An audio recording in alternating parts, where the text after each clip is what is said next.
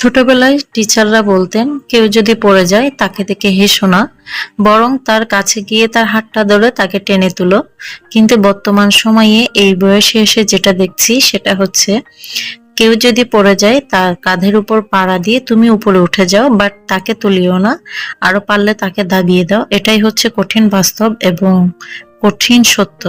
আসসালামু আলাইকুম everyone, welcome back to my channel. আমি লিলিস ফ্যামিলিতে আপনাদের সবাইকে ওয়েলকাম জানাচ্ছি আরেকটা নতুন ভিডিও নিয়ে। আমার আজকের ভিডিওটি যে যেখান থেকে দেখছেন আশা করি সবাই আল্লাহর অশেষ রহমতে ভালো আছেন, সুস্থ আছেন। শুকুর আলহামদুলিল্লাহ, আমরাও বেশ ভালো আছি।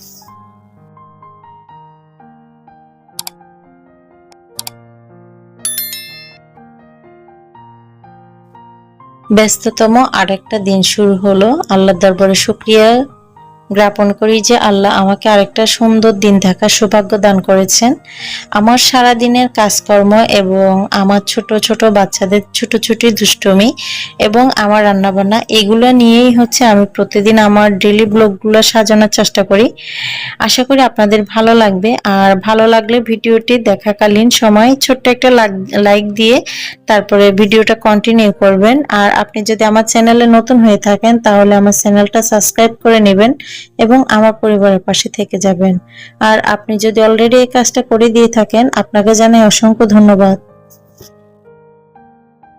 সকাল গড়িয়ে দুপুর কখন যে হয়ে যায় সেটা আমি আসলে টের পাই না, কারণ বাচ্চাদের জন্য এত ব্যস্ত সময় পার করি। তো দেখা যায় যে অনেক সময় কাজের ফাঁকে ঘড়ি দেখার কথাই ভুলে যাই। তো এই যে সকালে ওঠার পর থেকে কাজকর্ম শুরু করছি আর এখন প্রায় 12টার দিক। তো এই যে সময়টা চলে গেছে, কোন ফাঁকে চলে গেছে এটা বলতেও পারি না, যে সকাল কখন গড়িয়ে দুপুরে চলে আসছে। তারপরে কিন্তু এখনো অনেক কাজ বাকি। তো অফ ক্যামেরা তো হচ্ছে কিছু তিতা করলা ভাজি করার জন্য কুটে এগুলো হচ্ছে ভাজির জন্য বসাই দিয়েছি। আর এদিকে হচ্ছে কিছুটা ডিম ভেজে নিচ্ছি বাচ্চাদের জন্য। আজকে হচ্ছে একটু মোছামুছির কাজটা আছে, তো সেই জন্য হচ্ছে সিম্পল ভাবে মানে রান্নাটা সেরে নিচ্ছি। বাচ্চারা যেহেতু তিতে করলা খাবে না, তো মুরগির মাংস আছে, তো এটাও হচ্ছে ওরা গতকালকে খাইছে, আজকে আর খেতে চাইবে না। তো সেই জন্য আমি ওদের জন্য ভাবলাম যে ডিম ভেজে রেখে দিই, যদি মাংস খেলে তো খেলো, আর না খেলে হচ্ছে তখন আবার ডিম ভাজতে হবে না আমার। তো সেই জন্য হচ্ছে আগে ভাগে ভেজে তারপর রেখে দিচ্ছি। অনেক সময় দেখা যায় একই খাবার বারবার দেওয়ার কারণে কিন্তু বাচ্চাদের অনেকটা অনীহা চলে আসে। তো সেই জন্য রুচি অনুযায়ী একটু চেঞ্জ করে দিলে কিন্তু বাচ্চাদের খাওয়ানোর সময় ছুটোছুটি বা ডাকাডাকি চিৎকার চেঁচামেচি করতে হয় না। সেজন্য আমি চেষ্টা করি সবসময় মানে একটু ভিন্নতা রেখে তারপরে হচ্ছে ওদের যে ডেইলি খাবারটা দেওয়া দরকার বা যে সময় যেটা দেওয়া দরকার ওটা ওভাবে দেওয়ার চেষ্টা করি।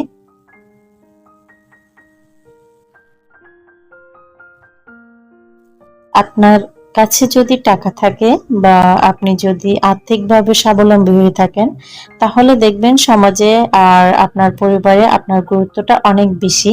কারণ আপনি তখন যদি সমাজে বলেন বা পরিবারে বলেন যে কোনো একটা কথা বলেন, সেটা দেখবেন গুরুত্ব পাবে। সেটা হয়তো বা আপনার উচিত কথা বা ন্যায্য কথা বা অন্যায্য কথা হোক, সেটা যে ধরনের কথাই হোক না কেন, কিন্তু গুরুত্বটা খুব বেশি পাবে। যদি আর আপনি যদি আর্থিকভাবে স্বাবলম্বী না হয়ে থাকেন আর যদি আপনার কাছে টাকা পয়সা ভাবে না থাকে, তাহলে সমাজে হোক বা পরিবার পরিজনের কাছে হোক বা যে কোনো স্থানে হোক আপনার কথাটার কিন্তু কোনো মূল্য থাকবে না। সেটা যতই সত্য কথা হোক বা সেটা যতই ভালো হোক মানুষের জন্য বা পরিবারের জন্য, আপনার কথাটার কোনো গুরুত্ব দিবে না। শুধুই টাকা যার কাছে আছে তার কথা বা তার কাজ গুরুত্ব পায়। বর্তমান সময়ে এই যে পরিস্থিতি, তো এটা কিন্তু আমাদের মানব সমাজের জন্য খুবই জঘন্য একটা বিষয় আমি মনে করি। তো মানুষ সবসময় দেখি যে এখন এই যে বাদ বিচার করে টাকা পয়সা দেখে, বা যার টাকা আছে তার কথার মূল্য আছে, যার টাকা নেই তার কথার কোনো মূল্য নেই।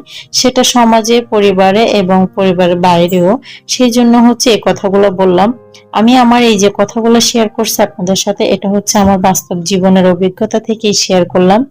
যে বর্তমান সময়ে পরিবারে দেখা যায় যে অনেক মানে অনেক বড় কথা একটা বলে ফেলছি, কিন্তু এটা কঠিন বাস্তব বা সত্য, কিন্তু আমার কথার কোনো গুরুত্ব নাই কারণ আমার কাছে টাকা নাই। সেজন্য এদিকে হচ্ছে আজকে বিকালে একটু সময় পাইছিলাম, তো ভাবলাম কিছু টুকিটাকি কাজ জমে আছে মেশিনে, তো সেগুলাই সেরে নিব।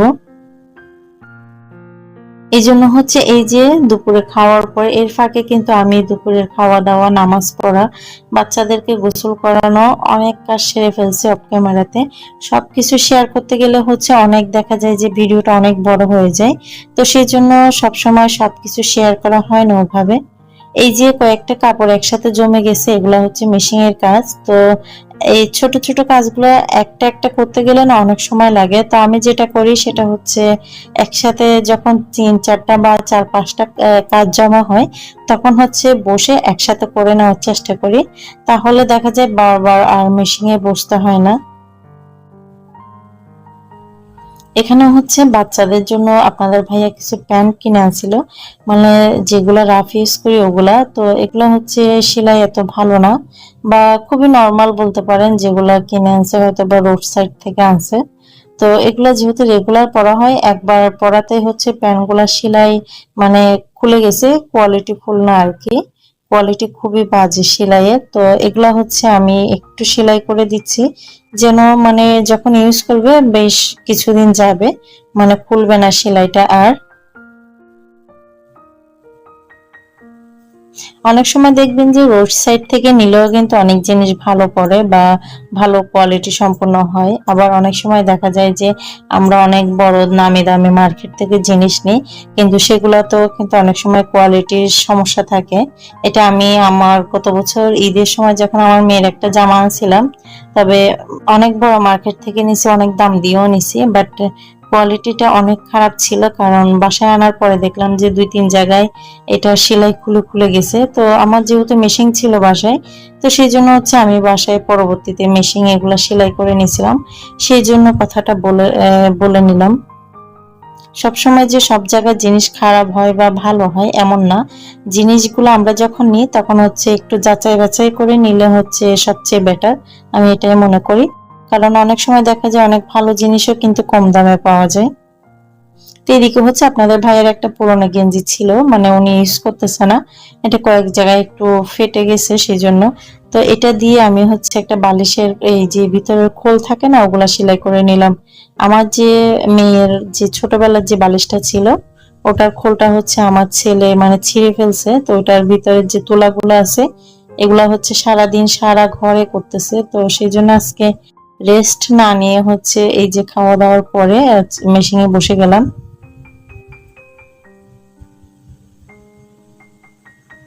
এই যে আমি এই যে পুরোনো গেঞ্জিটা দিয়ে একটা সুন্দর বালিশের খোল সেলাই করে নিছি। এরকম কিন্তু অনেক সময় আমাদের বাসায় মানে পুরোনো ছোটখাটো জিনিস থাকে, যেগুলা কিন্তু আমরা ফেলে না দিয়ে বিভিন্ন ভাবে এটার ব্যবহারযোগ্য করে তুলতে পারি। মানে এটা যে কোনো জিনিস হোক, সেটা কিন্তু আপনি সেইভাবে ব্যবহার করলে সব জিনিসই দেখবেন কোনো না কোনো কাজে চলে আসে।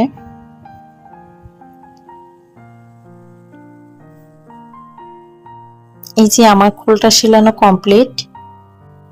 এটার পরে আমি হচ্ছে তুলা ভরে তারপরে হচ্ছে গিয়ে বালিশের কভার লাগাই নেব। এদিকে এই যে মেয়ে হাতাহাতি করতেছে, মেয়ের জন্য হচ্ছে এই আমার যে কাপড় ছিল একটা, কাপড়টা ইউজ করা হয় না, তো এক টুকরো কাপড় ছিল ছোট, সেটা দিয়ে হচ্ছে মেয়ের জন্য একটা জামা সেলাই করে নিলাম। আর এই যে লেসটা দেখতেছেন, এই লেসটা হচ্ছে এর আগে একটা জামা সেলানো হয়েছিল, সেটার জন্য আনা হয়েছিল ওর, আপনাদের ভাই এনে রাখছিল। তো কিছুটা লেস রয়ে গেছিল, তো সেখান থেকেই হচ্ছে কিছুটা লেস এখন এই জামাটাতে দিয়ে দিচ্ছি, যেহেতু কাপড়টা এক কালার আর সিম্পল ভাবে সেলাই করতেছি, গরমের দিনে পরতে বেশ আরামদায়ক হবে সেই জন্য। যাদের মেয়ে আছে, আমি মনে করি আমার মতো সব মাদের মেয়েদের সাজানোর একটা শখ থাকে। তো আমার মধ্যে ওই জিনিসটা মাঝে মধ্যে কাজ করে, কারণ আপনাদের ভাইয়া হচ্ছে সবসময় বাইরের যে রেডিমেড কাপড় বা জিনিসগুলা নিয়ে আসে। তো অনেক সময় দেখা যায় যে আমি নিজে কিন্তু খুব তেমন একটা বাইরে যাই না, বা মার্কেটে যে ওরকম ভাবে কেনাকাটা হয় না, নিজের পছন্দ অনুযায়ী তেমন একটা আনা হয় না। তো সেই জন্য মাঝে মধ্যে এই যে জিনিসগুলো, ছোট ছোট জিনিসগুলো থাকে, আমি যেহেতু কাজটা পারি, তো আমি আমার মনের মতো করে সেলাই করি বা আমার মেয়েকে ইউজ করানোর চেষ্টা করি। তো এতে করে দেখা যায় মানে আমি না, আমি মনে করি আমার মতো যত মেয়ের মা আছে, সবারই কিন্তু মেয়েদেরকে সাজানোর প্রতি অন্য একটা আগ্রহ বা একটা ভালো লাগা কাজ করে। আর এই ভালো লাগা থেকেই হচ্ছে আমি এই কাজগুলা করি।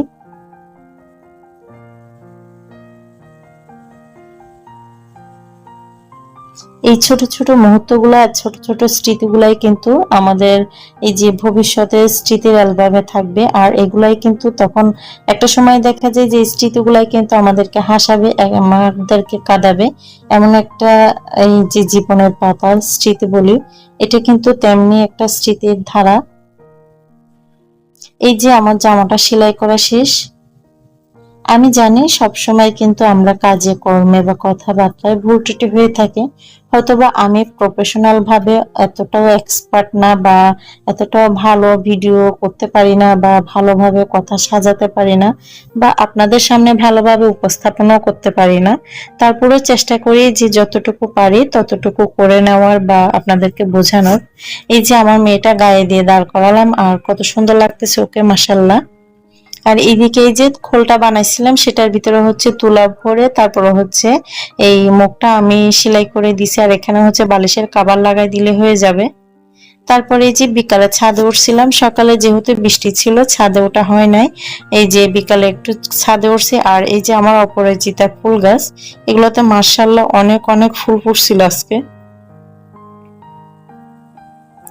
এই যে ফুলগুলো দেখতে কিন্তু খুবই ভালো লাগে। অনেকে কিন্তু এই ফুল দিয়ে এই যে অপরাজিতা ফুলের চা করে খায়, এটা নাকি স্বাস্থ্যের জন্য খুবই ভালো। আমি কখনো খাইনি, ইনশাল্লাহ কোনোদিন ট্রাই করব, আপনাদের সাথেও শেয়ার করব। এখন হচ্ছে রাতের 12টা, আর আমি হচ্ছে বসে বসে ভিডিও এডিটিং এর কাজগুলো করতেছিলাম। এমন অবস্থায় হচ্ছে দারোয়ান এসে কিছু এই যে ফাতেহার ভাত দিয়ে গেল, এগুলা নাকি আমাদের বাড়িওয়ালা পাঠাইছে। অনেক আন্তরিক মনে হলো, কারণ আন্তরিক না হলে একটা মানুষ এত রাতে আরেকটা মানুষের বাসায় ভাত পাঠাইতো না। তো আজকের ভিডিওটি এখানে শেষ করব। সবাই ভালো থাকবেন, সুস্থ থাকবেন। আসসালামু আলাইকুম, আল্লাহ হাফেজ।